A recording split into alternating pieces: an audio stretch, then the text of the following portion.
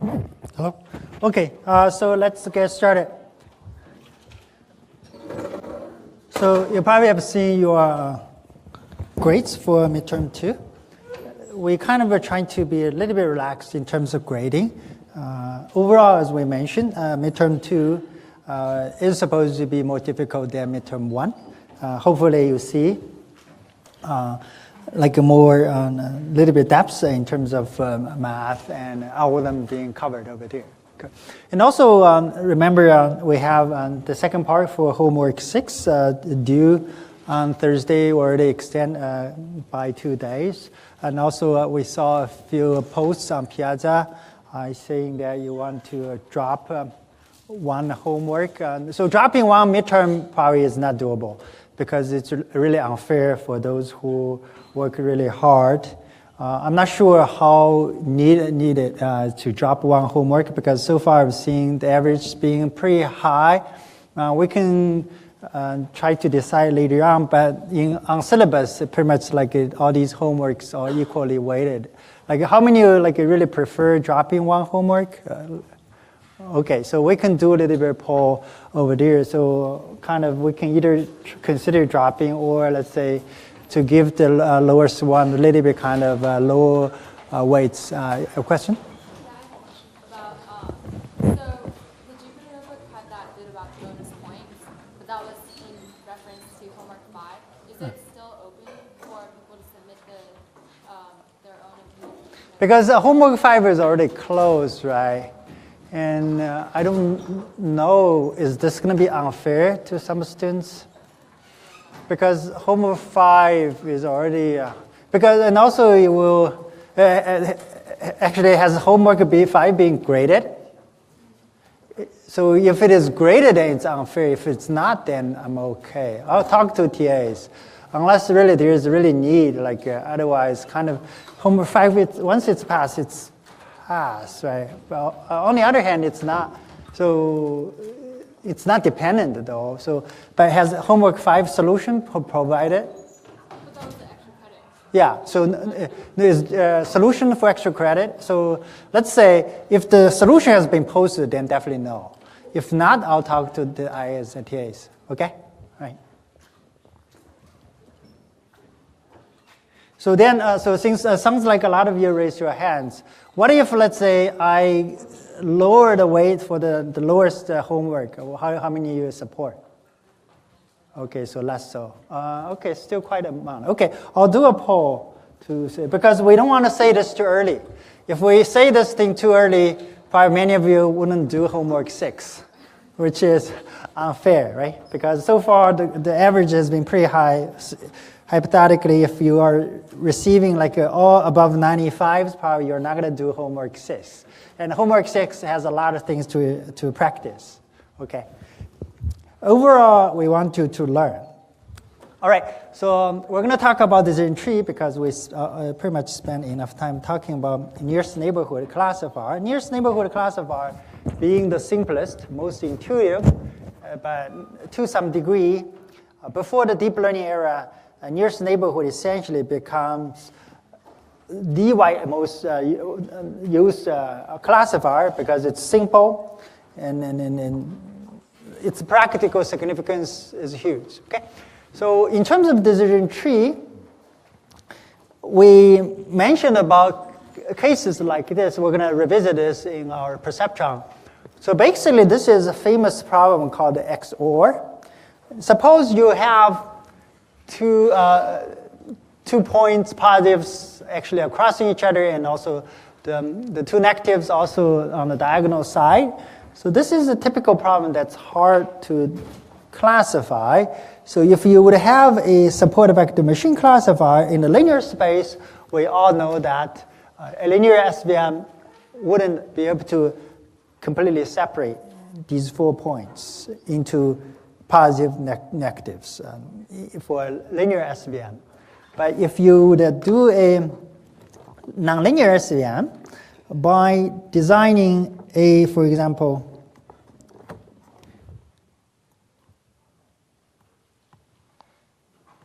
in this case, if you would design a special feature. So for example, this is x1. So now if you extend x1, x2 into, let's say, even just say x1 times this is scalar. Even you do this, you're going to well separate them, right? If you would use a kernel SVM to project lower dimensional space, this is not higher dimensional space, but in general you can measure define certain kernels. In that case, the result of x1 times 1 here would be 1. This would be also 1 plus 1. This would be minus 1, minus 1. So essentially you're dropping,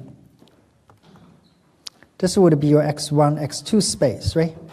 So in this case, this point be moved over here. This point will be mapped over here, 1, 1. This point is going to be mapped over here, and then this point is going to be mapped over here, minus 1. So if you were to do x1, x2, right? Clear? So this is kind of straightforward. So one way of doing this thing is using, so option 1 is using kernels. Option 2, you can use k-nearest neighborhood to solve a problem like this. But in general, like kernels are kind of limited, and KNs, some students already asked me, in practice, how would you do KN? Because every time when you have a query example, in principle, especially if you already finished your homework, if you have a query example, you will have to measure the distance with respect to all the existing training samples. The complexity is really high. So KN has a high complexity, although we're going to talk about KD tree. So complexity is really high.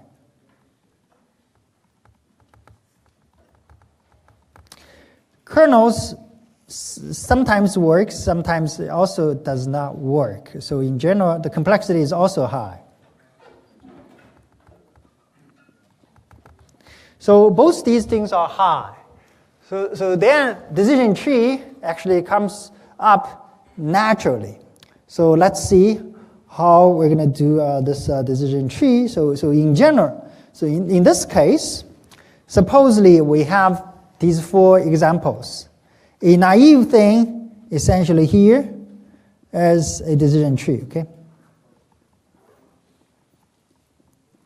All it is saying is we want to do things recursive. Because so far what we've been talking about is every decision is one-shot decision. But patterns form kind of natural hierarchical structure. So there's a clear hierarchy in terms of all these patterns. So if we cannot well separate the positive from negatives or while performing classification, why don't we do these things recursively? For example, in this case, supposedly we draw a decision boundary here. So in the general case, if we draw a decision boundary here, we know that we're almost doing nothing in terms of reducing the classification, because the errors for the training error, and also if you consider test also, it's 0.5, meaning you're doing nothing. But after that, so the first step is going to be doing nothing to you. But if after you've classified or partitioned the data, now supposedly you have 2 branches, right? One branch here, another branch here. So now based on these points, I draw another decision boundary, and then I draw another decision boundary here.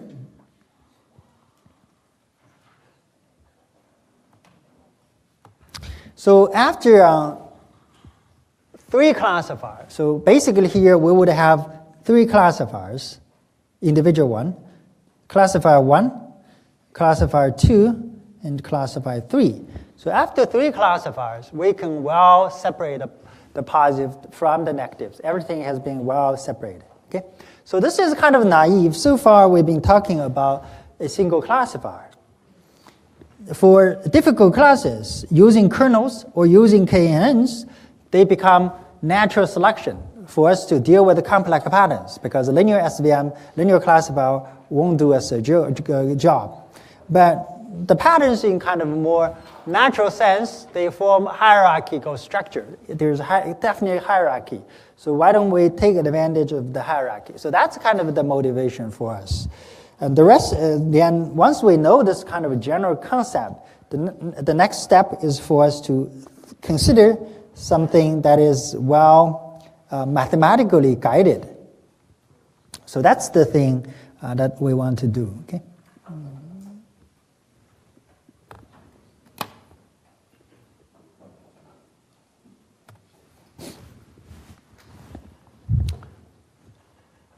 So if a single classifier cannot do the job, let's do multiple ones. So for example, we will create, in this case, 3 classifiers. First, the decision is like the one I draw over here. You want to separate the data into 2 parts. One that is on the right side of the x2 axis. Another one is on the left side of the x2 axis by measuring whether x1 is equal greater than 0 or it's less. After that, so the first decision is going to be here. And then next time, you're going to try to decide for the left branch, the classifier here is by saying is x2 greater equal to 0 or less than 0. Here, you happen to use the same thing for that's on the right side.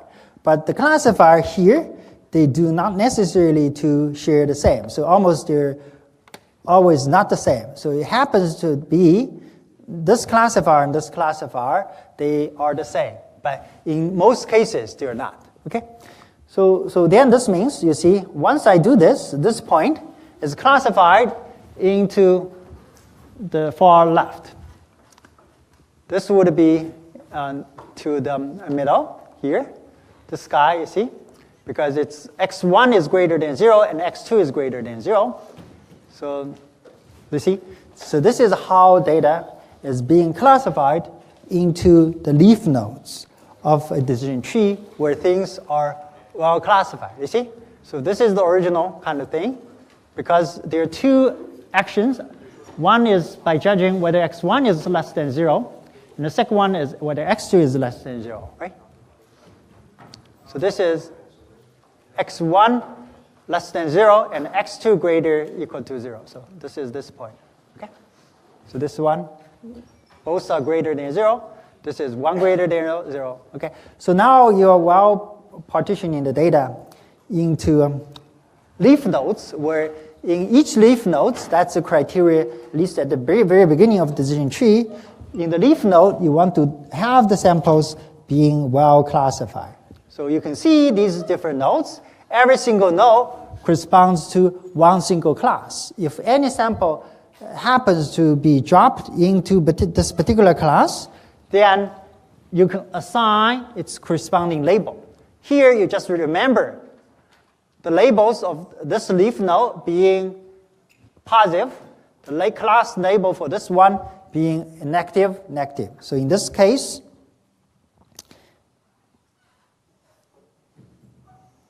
the class label after training would be class label, okay?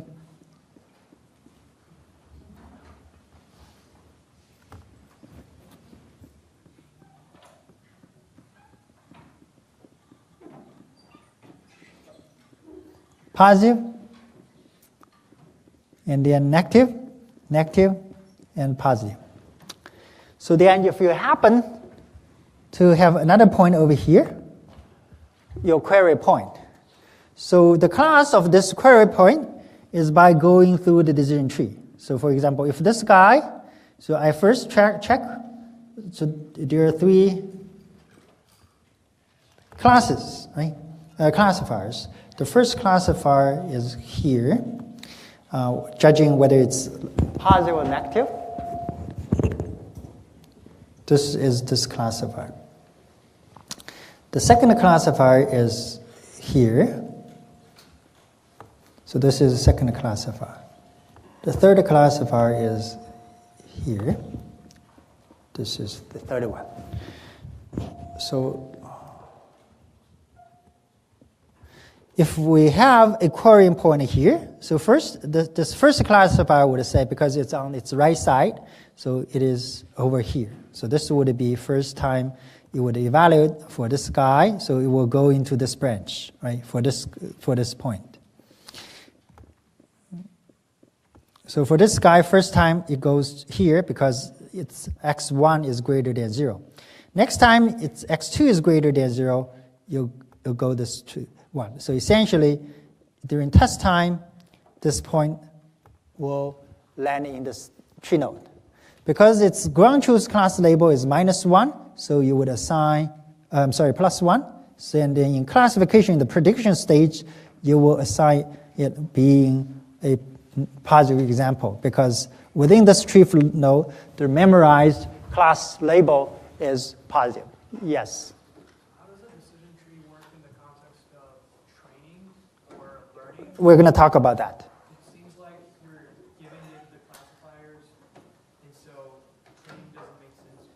No, training makes a perfect sense.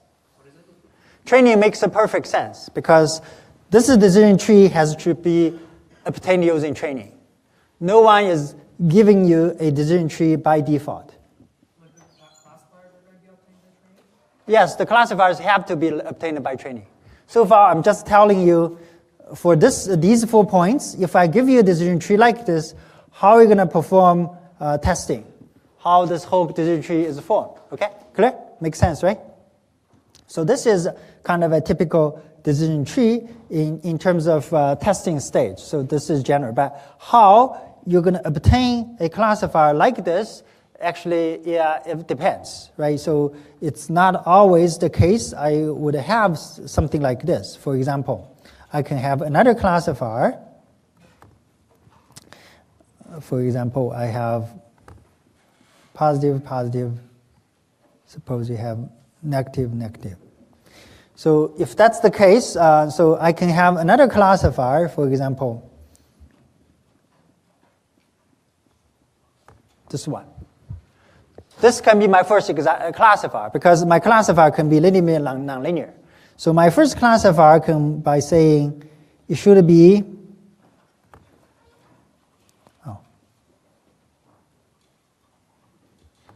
so this can be my first classifier.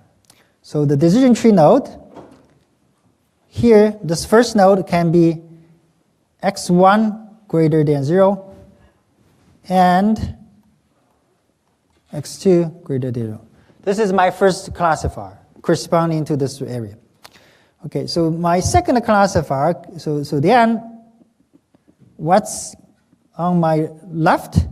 You have 3 points. So this one essentially will have single node. With this guy, +1, its class label is +1. This is on the right side of this point. Okay? So if that's, and so this would be my first classifier, C1. My second classifier can be here.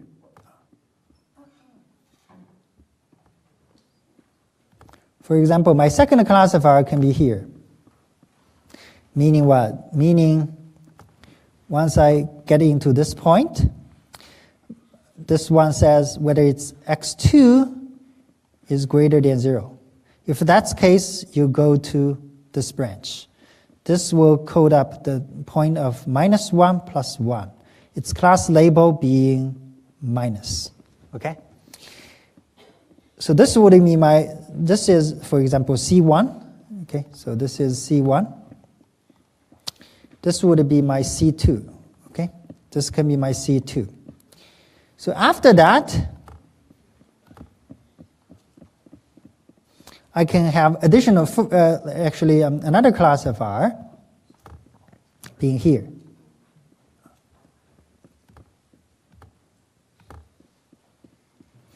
So the third classifier, okay, so now I have this point and another point here, right? So this one is,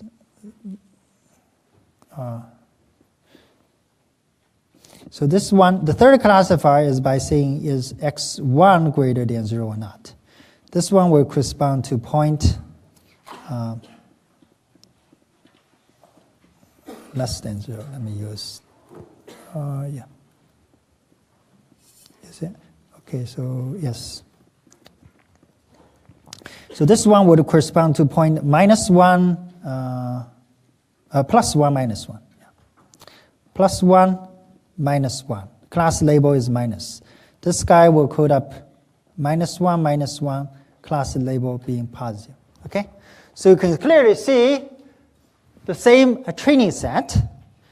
We haven't talked about particular procedure to train a decision tree, but you can see using different types of hierarchy, we're getting different types of results. So if you're being short-sighted, you're going to pick this one. Why? If you utilize this classifier, at least in terms of classification error, this one gives you an, is this the same? So your mix, for example, oh yeah. So if you're going to use this one, for example, simple, this one says on everything being positive, the first classifier, C1. If you would use the first classifier like this, if this is on this side is positive for this C1, then if you only use this decision tree node, the classification error is 0.25. Meaning if I say everything here is positive, everything here down below is negative, for the first classifier here, so if I would say everything down below is negative, you are making only one mistake for this guy, right? So if you use this decision tree, your first classifier, if you stop over here, then its classification error will be 0.25. What about this? So if you use decision tree here, in this case, this is your classifier. The error part here, the error.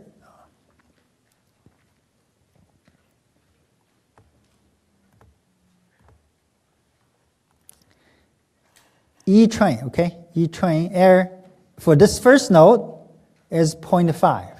Whereas here, E train is 0.25. So which one is better? So if you only consider one level, the second one seems like a better choice for us. But essentially, in terms of decision tree, we would prefer option 1. So let me separate. We would prefer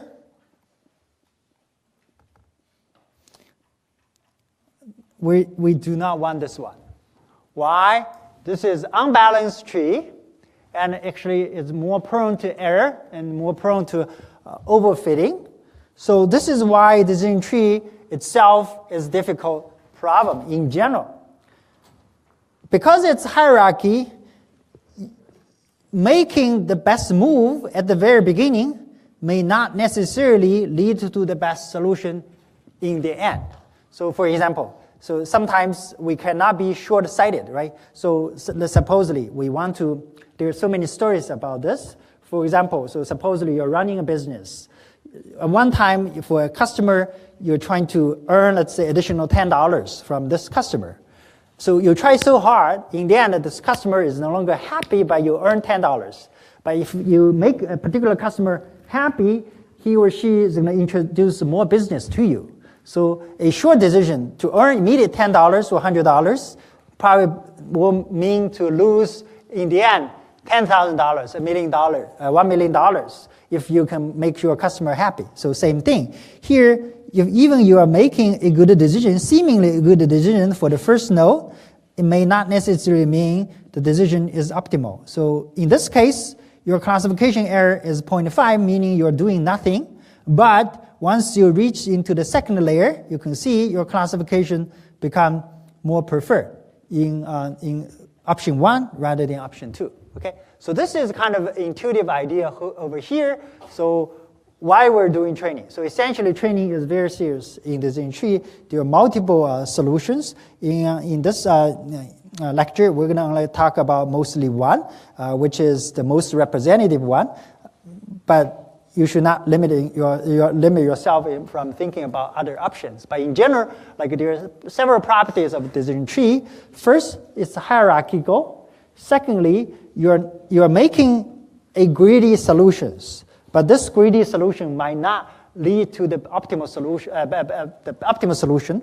And of course, in the end, we have to live to one thing we chose. But be aware that decision tree is a greedy learning algorithm that is not necessarily globally optimal. Okay? So, any questions? So then we will go into more serious things about defining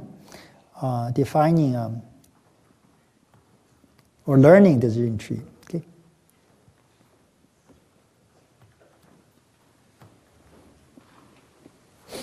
Okay.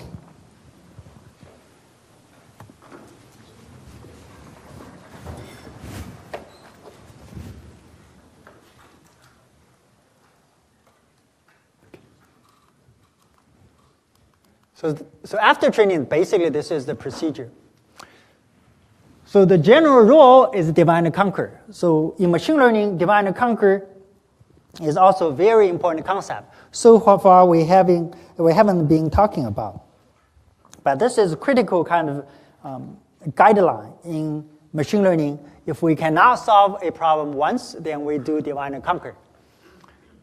So then there are several definitions. There's decision node, which means these are the individual nodes that are making the decision. Usually you don't stop at the decision node. So it will decide to which path to pass the data. By default, we're using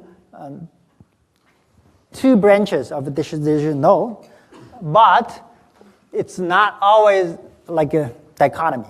So you actually can create a decision tree to split data into 3 branches or 4 branches. But usually we don't do that. To maintain a good integrity of a decision tree, we usually use 2 branches, left and then the right. Of course, you can extend it to multiple branches, but usually we don't do that. So vast majority of decision trees are about dividing the data into 2 branches. And then you also have leaf nodes where you would stop. So essentially the leaf node will basically memorize the class labels or memorize the distribution for a class label if the training error is non-zero. Okay? So this is a typical example. Here it happens to have these 2 decision nodes sharing the identical classifier, but in reality, it's not. So the leaf nodes usually will memorize its corresponding class labels, or sometimes it's a distribution.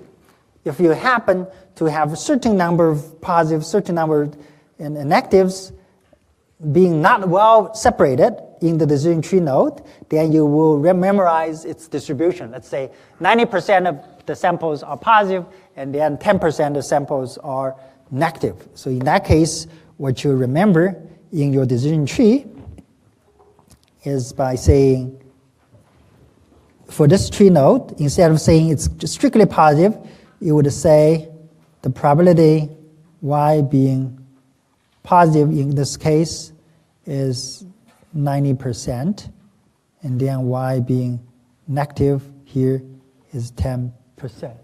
Okay? So for example, here it can be less certain. Here you can memorize it 60%. Y being positive is 40%. So basically you have almost like a histograms, +1, -1. You will memorize the histograms. This would be this node, and this one would be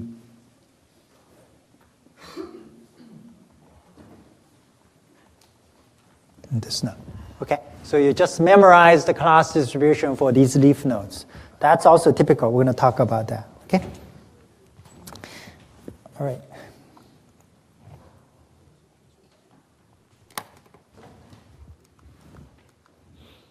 So typically, you are given a set of training data, and each sample comes with a class label. So in typical decision tree, the benefit of decision tree is we no longer actually should care about too much about binary classification.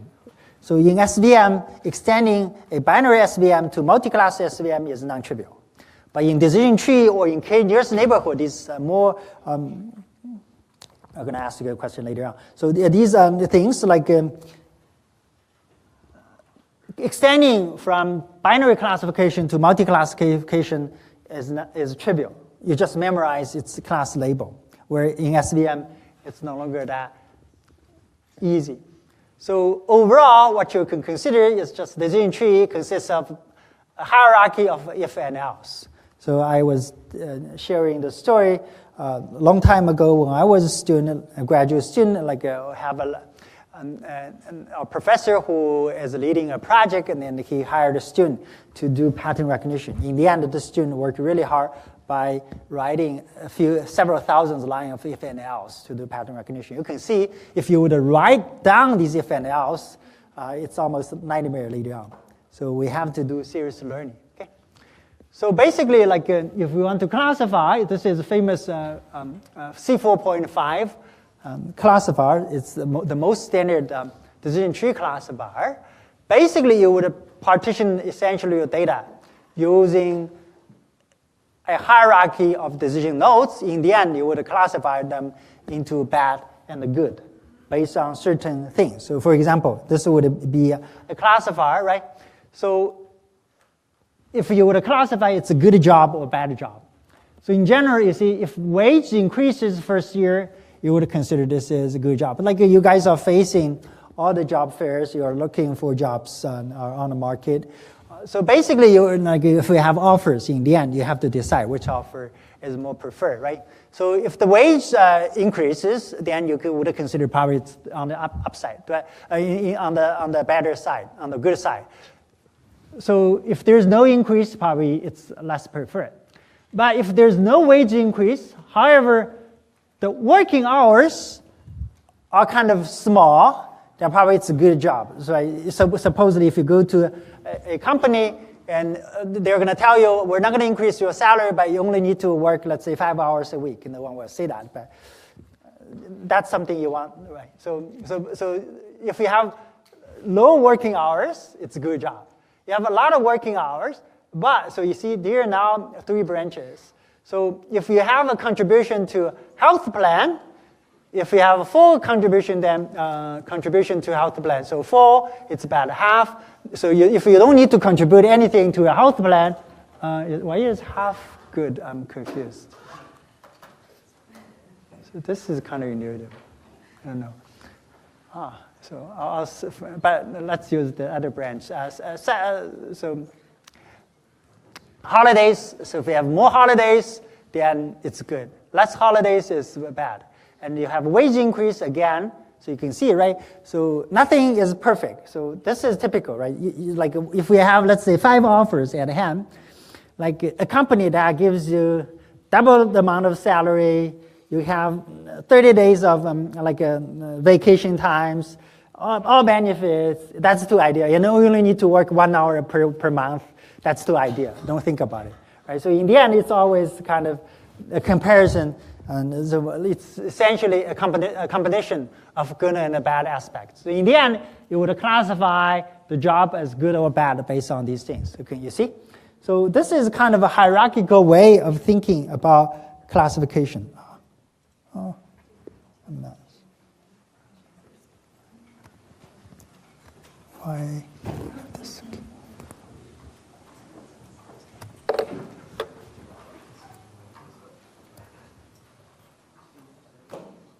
So frequency AB. So what do you think? So is decision tree classifier a parametric or a non-parametric? What do you think?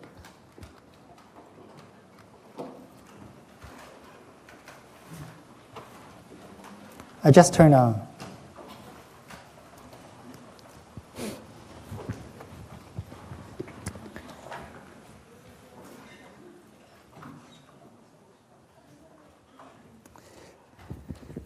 So, okay, so do we have everyone in?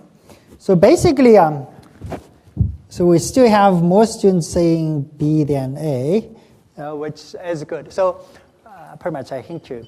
So decision tree is like a k-nearest neighborhood classifier. It's non-parametric. So in general,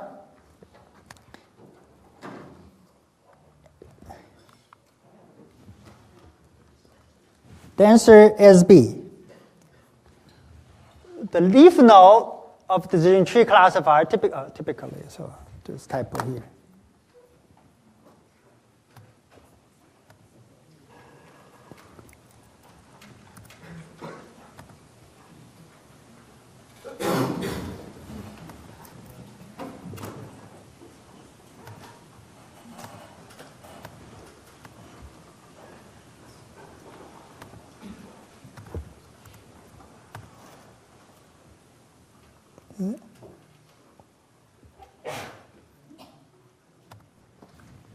So the leaf node of the decision tree classifier typically stores a class of label of training samples.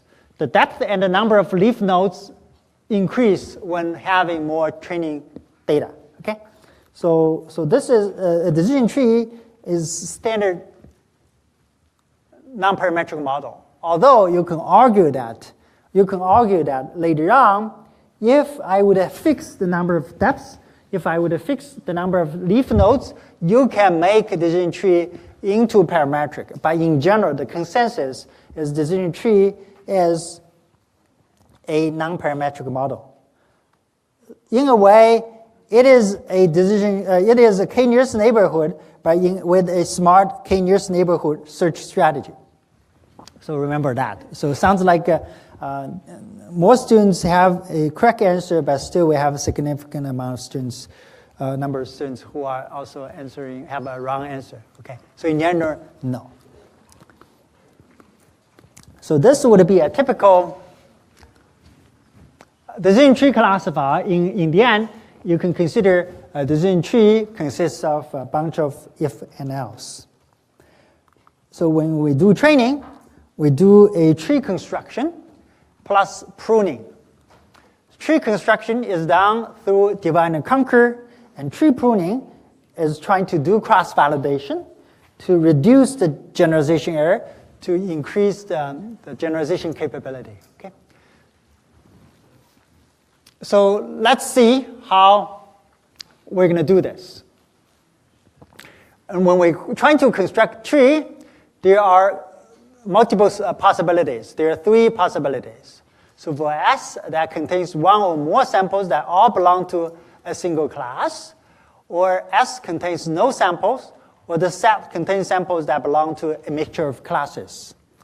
So typically, option 2 is almost like there's no samples. That's too extreme. Typical situation is we have a mixture of classes, meaning we cannot well separate the positive from negatives.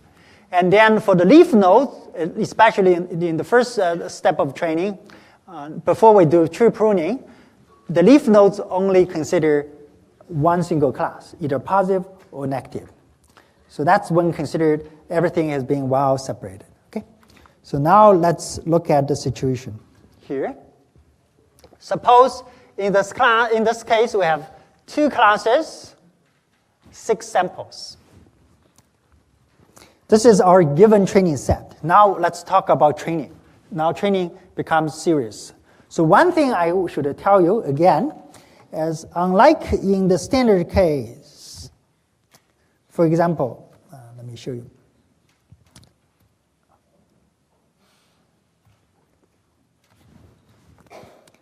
We've been talking about this big picture, right?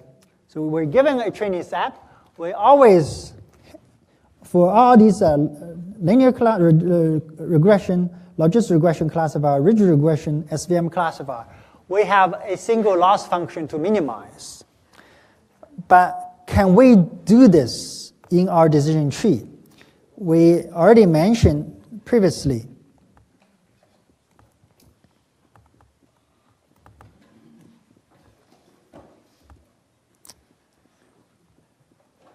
If we have two positives and two negatives, can we define a decision tree to minimize a classification? Unfortunately, it is not direct, because when we make a classification, when we're trying to classify, build a first classifier here. Why is this? Statistic.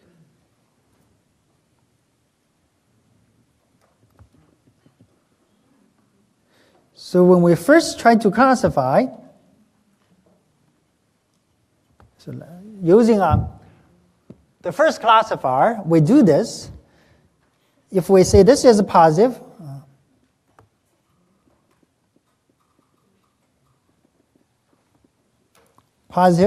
here this is negative, the basic classification error is 0.5, meaning we're doing nothing to improve our classification error. So there's no direct classification error that we can achieve to minimize. All the rest, you can see, we can clearly define an objective. So in decision tree, it's kind of hard to define a loss of training samples or the decision tree, and we want to find the tree that's minimal for this loss function, because it's recursive nature, because of divide conquer strategy. So then, if that's the case, we essentially, the general guideline is to define a loss or gain recursively. So essentially, what we wanted to say is this one, we cannot, for this one, not possible directly, okay? So we do, so instead, we do it essentially recursive way. So in order to obtain T star, we first find out, let's say, the first classifier, C1, essentially is trying to minimize certain, this is our set subject to certain C1, which essentially will be divided into, so we first find a criteria to minimize a short goal. So this short goal is only defined on the original S. So this is only C1. So after C1, then we will have S into right, which essentially is by operating C1 on the S, C1 on the right side. So let me say right. And then we obtain C1R, left. And then C1 to the right, this is left. So based on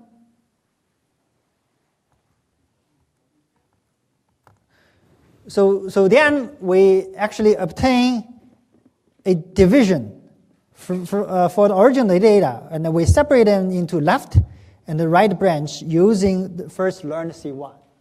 And then in this case, let's say C12 is arg mean a certain kind of loss measure now is operated on level 2. Let me use a simpler mode. Level 2 and classifier for this branch. And then you can use C2 arg mean certain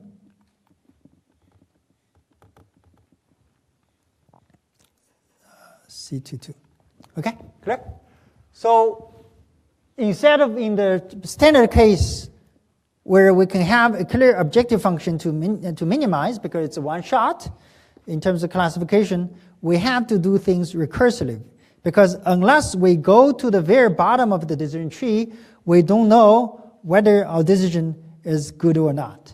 So in the standard decision tree kind of thing, we do this thing recursively. We essentially minimize an approximation to the real training error. We do an approximation. We are hoping this approximation to be a good measure to approximate this training error. Then we find the optimal one. Then we do this thing recursively. Okay, so I'll tell you more once you see the results. This is a kind of general, high-level understanding of a training tree.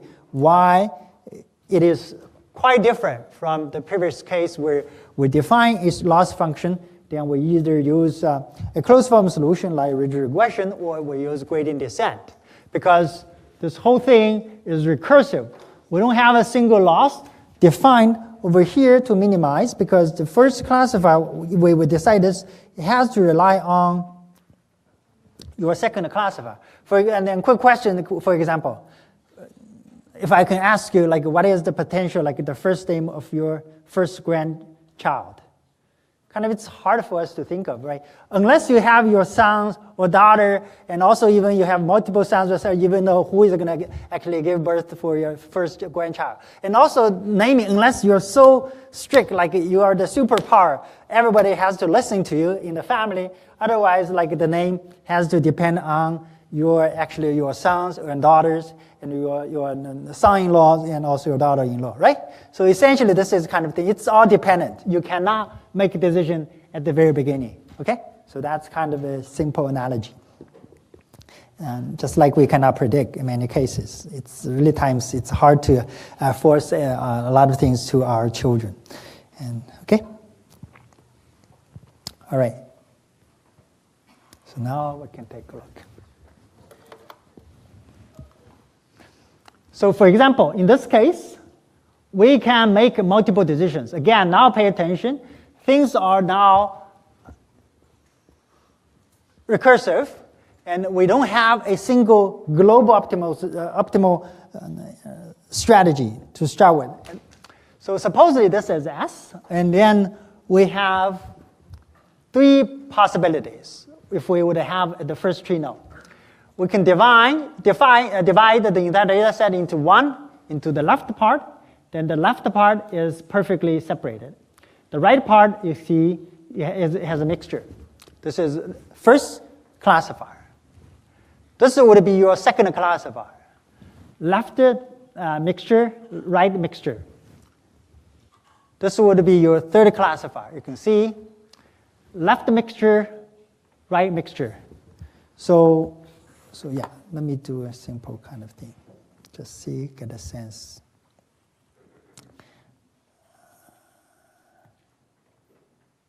Close. So which one you would prefer then, in this case? A, B, and C. So the first one, let me show you. Let me see which one you're going to prefer. So the first one would be, let's say, A, B, C. Let me see intuitively which one you would prefer. So you can see most students are picking the first one. Now it's biased. So again, congratulations. The answer is wrong. No, it's cheating. It's cheating. Okay. So this is a good illustration to show that you guys. Okay. So why is that? Right. Intuitively. So yeah, it's a good exercise. Intuitively, you see. Oh yeah. It's like I do this classification. My job is done for the first one. Then I can focus on the next one. But essentially, this one is more preferred. Why? This is a better, more balanced tree than this one.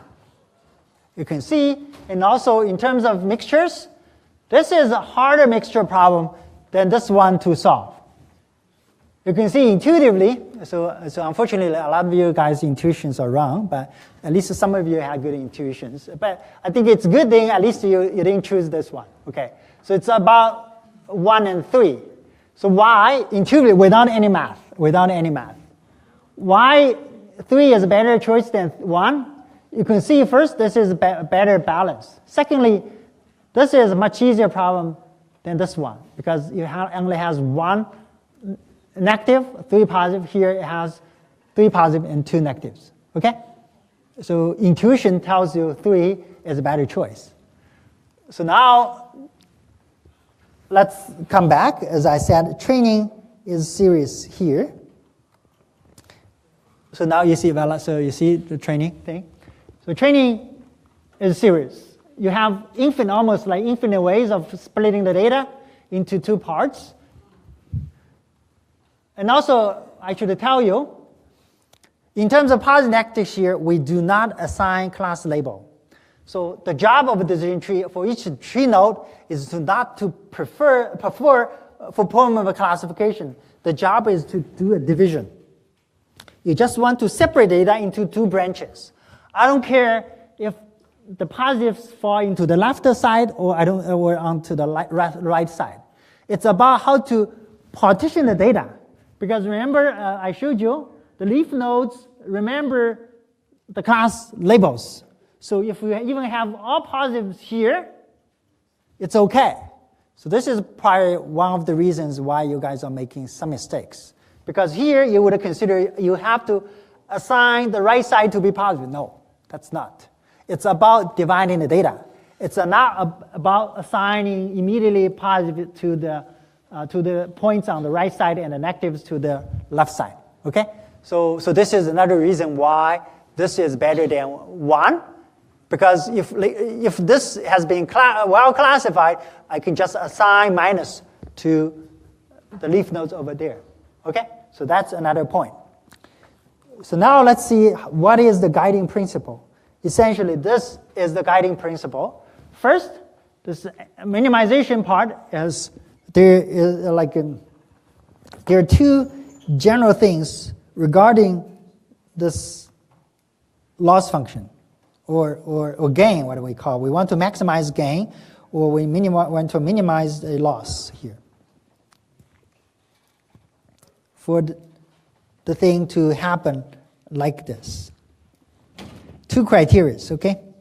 1, it's greedy.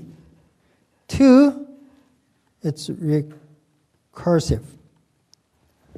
These are the 2 key aspects to this optimization. Unlike in previous case, we have a clear one. Because this is recursive, we cannot find the optimal solution at once. You have to find out these decision nodes recursively. Second, it's greedy. Like the example I showed you earlier on, the best split, if we have, remember, we have positive, positive, negative, negative. A split, the first split, if we have the first split being here, if your first split is here versus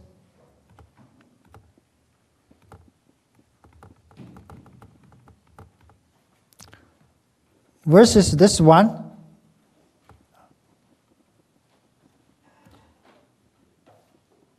versus this one, this is a better choice. This is a worse choice. Because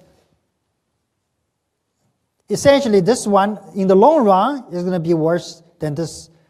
It has 3 classifiers that are well separated and well balanced, where the first one will result in unbalanced tree. Usually, an unbalanced tree is always less preferred than a balanced tree. Okay? So remember these 2 aspects. Greedy and recursive. Okay? So because of this, we have to define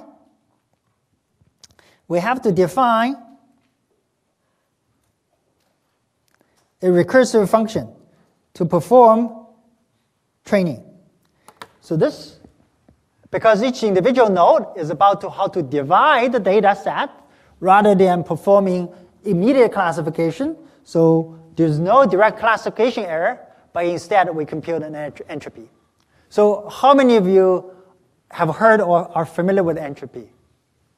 No, so a handful. Okay, so entropy in information theory is about how to measure the uncertainty. So essentially, you can contribute entropy to uncertainty measure.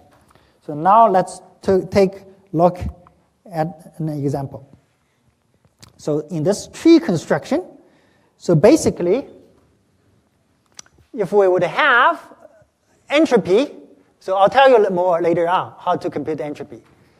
So essentially, remember, we define a gain based on the entropy, and this one says how many samples are there.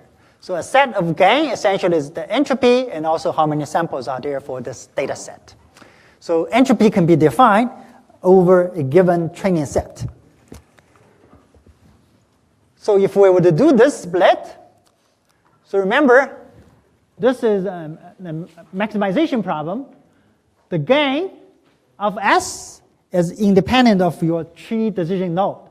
So in this case, regardless of how you're going to separate the data, this is constant. So you want to achieve the highest gain for the left side and highest gain of right side, meaning you want to reduce the uncertainty, level of uncertainty from both sides. So if you would measure the gain of left side, it is entropy measure. Because the left side has one sample. So see, times its number of samples. So for this set, if it has 5 points, then it's 5. If it is 1 point, then it's 1. So for the left side, it's 1. Times 1 times log 1 and 0 times log 0. Why? For this guy,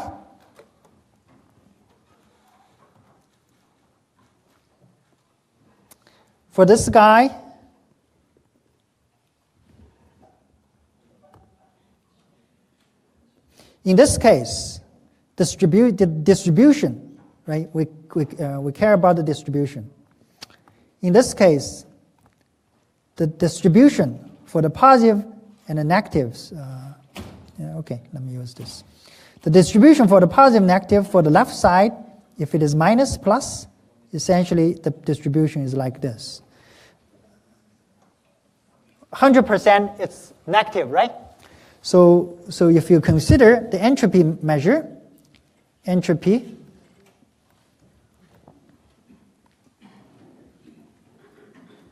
of S is summation. Essentially, it is the minus of probability. So entropy, you have a positive. So we take out the. So essentially, it's a P0 log P0 plus P1 log P1. Okay, for the individual set. So over here, then, in terms of gain, you take out the minus. So over here, log 1 is 0.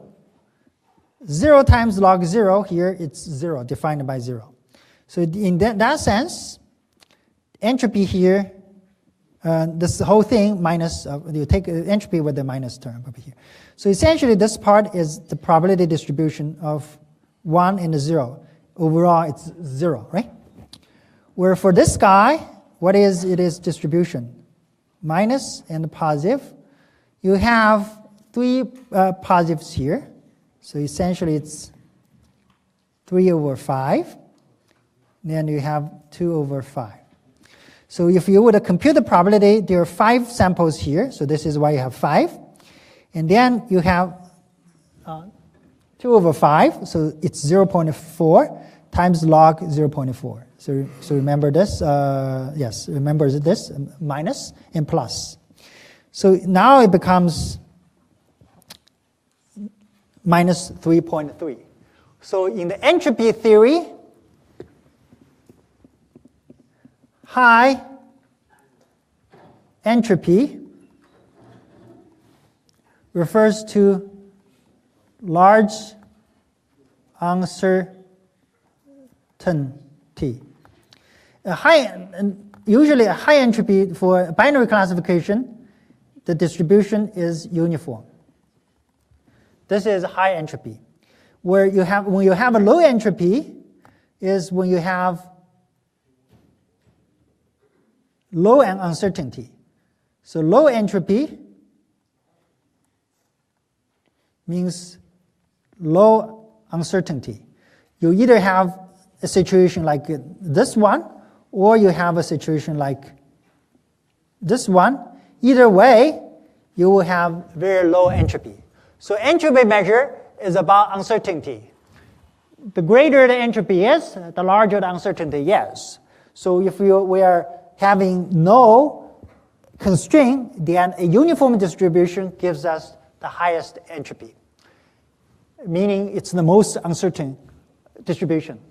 If you are fixed with a mean and a variance, then our Gaussian gives us the high entropy. So this is why Gaussian distribution is being heavily studied, because under the condition that you have a fixed mean and a fixed variance, then Gaussian is the most uncertain distribution. Okay? So because of this, so we want to achieve low entropy, meaning we want to have a larger gain.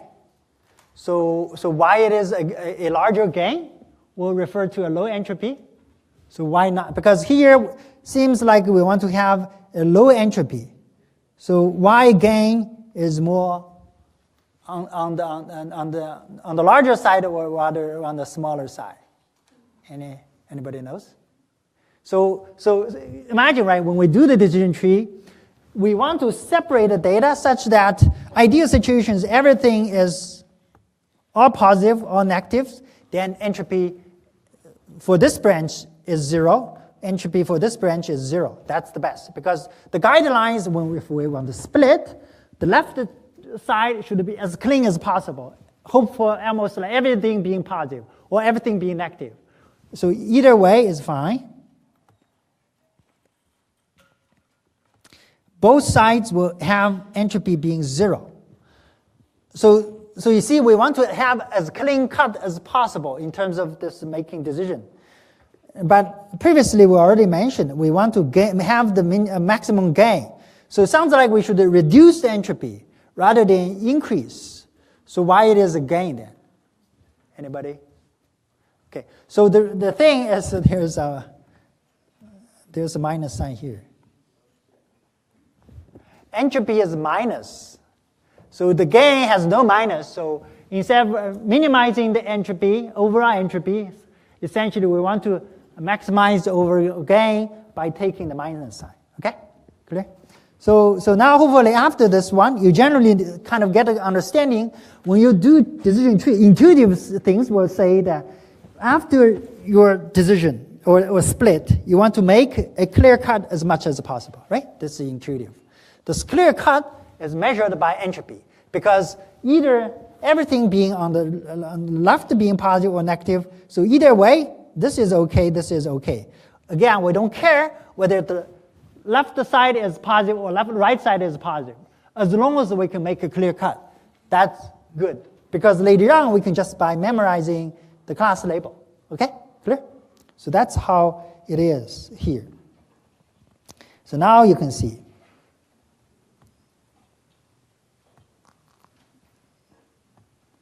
All right. Okay? So we want to minimize the entropy. Overall weight, essentially it's a weighted entropy, weighted by its class label. So again, think about this whole thing. We want to have a balanced tree. So essentially it boils down to two criteria. Tree should be in order to minimize the test error. So essentially based on a lot of the wisdom we have, the overall guidance is by having a balanced decision tree and also a clear-cut decision tree. That's it. So for decision tree training, if you want to really reduce the test error, you want to make the decision trees as balanced as possible, and then you want to make it as clear-cut as possible. So then in that case, so you can see, we define a gain to split the data into left and right. This essentially would encourage us to have a balance, the tree. This one would encourage us to have a clear cut. So this is all it is. This one defines on your left and also on your right. Then pay attention. Overall, we want to minimize the overarching thing is to the end goal.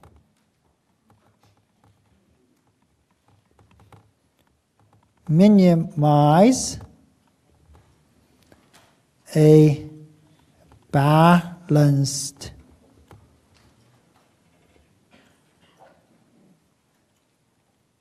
clean tree. Okay? So this clean means you don't want to have mixture. This balanced thing, meaning for every gang, you want to have S as big as possible. So this is why this is not a good choice. Why? There's only one sample here. So this one has more samples to be clear, and also you have less problem here. Okay, you see? So essentially to have, again, decision tree as being good decision tree, it needs to be balanced and needs to be clear. And then if you have a clear decision tree, then you don't have too many doubts. Okay, so this is a measure. Pay attention to the minus. We want to reduce the entropy, so then essentially we want to increase the overall gain. Yes? Do you put more emphasis on the tree being balanced or having a clear cut? Because in the second picture, it's more balanced than the third one. Yeah, so essentially it's overall criteria based on the multiplication. We don't have any preference.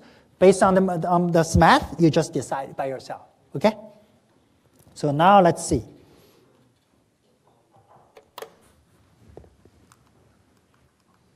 So this is the first measure. The second one, if we would measure, this is the result for the second one. This is the result for the third one. If you sum them up, minus 3.3, minus 3.8, minus 2.2. Okay? So clearly this one gives you a greater gain. It's a minus on the minus sign, but this is greater value. So you see, so based on this thing, you almost immediately see why this one is more preferred, because it matches with our intuition, and also this overall criteria will give you a kind of a balanced decision. But I already said, decision tree training is a greedy algorithm. If you are making a good choice here, does not necessarily mean you're making a good choice for the next round. So you might end up with decision tree being non-optimal because it's greedy nature. But many times, this algorithm is good enough for you to construct a nice decision tree. That's sufficient enough. Okay, clear? So this is why you choose this third one. So after this, basically you just perform recursive measure. So this is an entropy measure. It does not care about the shape of distribution. It cares about, in a way it cares about the shape, but the shape meaning if you have extreme on the left side on 0, 1, or extreme on the right side, they have identical distribution. So for example, if you have 50-50, you plug in 2.5 times log 0.5. So this will give you roughly entropy 0.3. So entropy is non-zero, non-negative. Okay? The lowest entropy is 0, meaning it's absolutely certain. So later on, when you say uncertainty is identical to entropy. When you talk about things being uncertain, you can say it's high entropy. Okay, that's always a measure. So if we have 0.9 and 0.1, this would be 0.14. Okay? But if you do 0.1 and 0.9, the uncertainty is also 0.14. So this is what I'm referring to. It does not care about the exact shape. It's about uncertainty, right? If it is 90% negative, 10% positive versus 10% negative and 90% positive, in terms of uncertainty, it's about the same. You have same amount of uncertainty. characterizing these two distributions. So this is why you have identical entropy measure. They are equally uncertain. The most uncertain distribution, if we have two solutions, it's a uniform distribution. So uniform distribution has the greatest uncertainty without constraints. Gaussian distribution has the greatest uncertainty when you fix mean and the variance. So if you want to match mean and the variance, Gaussian is always more uncertain than uniform. But if you don't have any constraints, uniform distribution gives you the greatest uncertainty. Okay?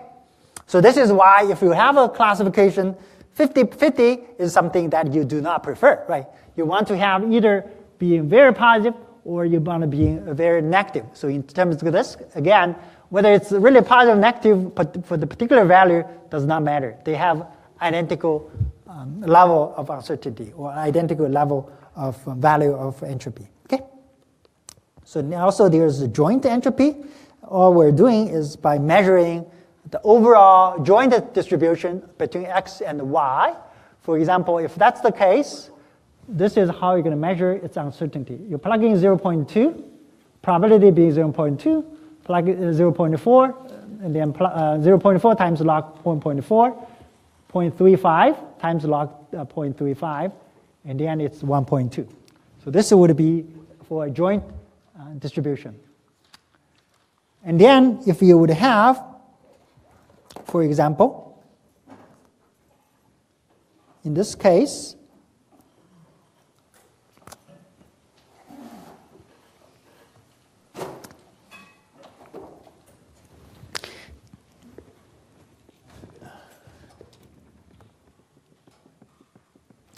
so this would be one example. Another example is, let's say, 0.2, 0.9, no, cannot be 0.9, 0.7, and 0.5, 0.5. So the entropy of this guy is the same as entropy of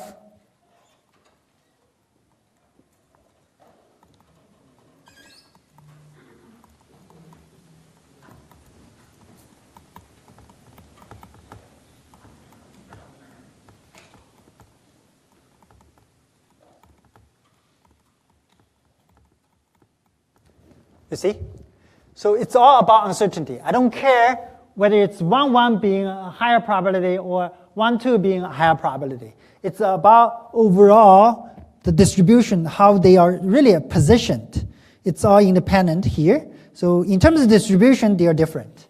But in terms of uncertainty, they are identical because each element here is measured completely separate. Okay? So for this one, the entropy would be 1.2. If you have 1, 0, 0, 0, then its entropy would be 0. Meaning, in this case, I'm 100%, its joint probability being 1, 1. So in that case, you have the most uncertain, the least uncertain distribution for this one. Okay? Clear? So you see, this is illustration to show you that essentially they share the same amount of, they have the identical entropy, regardless how exactly the distribution looks like. It's about how to distribute the probability mass rather than the exact shape. Okay? Clear? So that's very important. Okay? So given this, then probably we're ready to talk about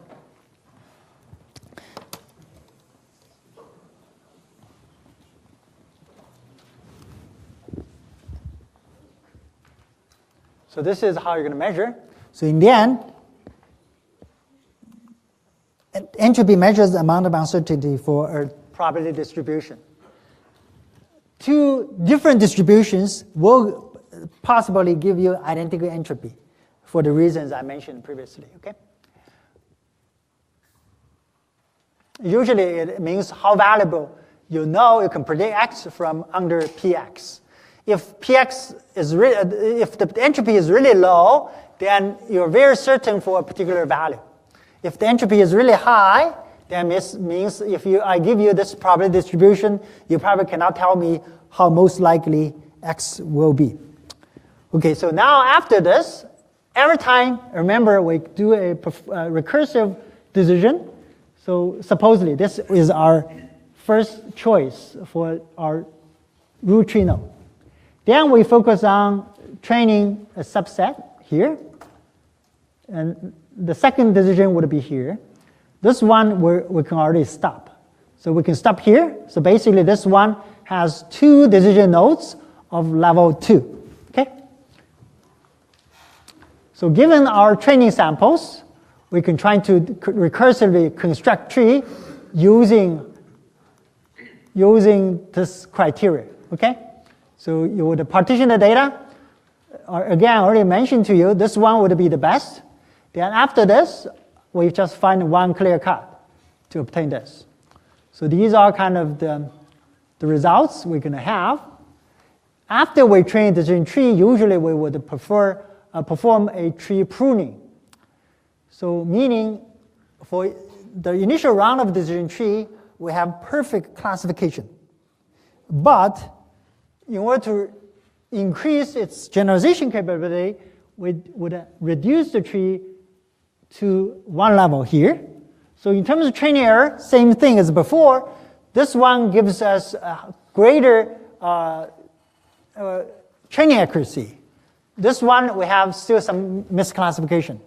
But this one overall will give you greater test accuracy because it's low complexity. So typically in tree training, you will have a tree training process.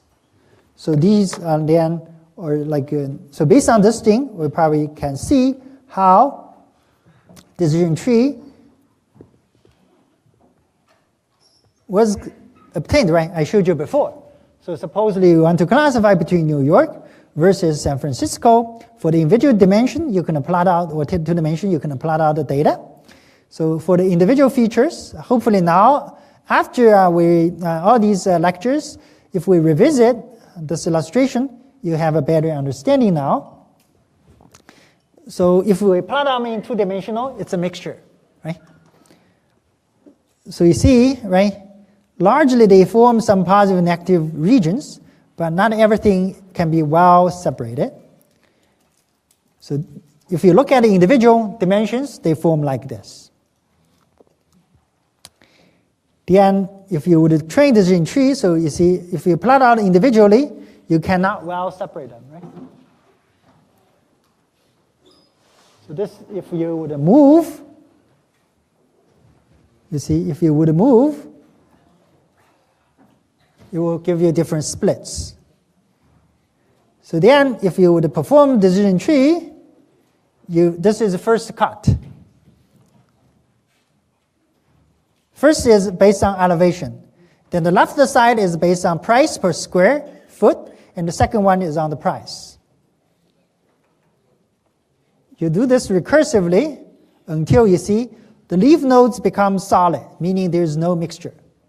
Of course, you can stop at a certain point to have mixture to increase its generalization. So in the end, this is going to be the decision tree you're going to have. In terms of training, you see, all the leaf nodes have been well classified because the leaf nodes here are all solid, right? And then in terms of testing, of course, you won't be able to make a perfect prediction. So this would be your training accuracy. This would be your test accuracy. You can perform some tree pruning to improve test accuracy that will lead to non-100% training accuracy. Okay? So this is a standard procedure. The decision for you to train your individual tree node is based on its gain. So that is particular to this C4.5. Okay? All right.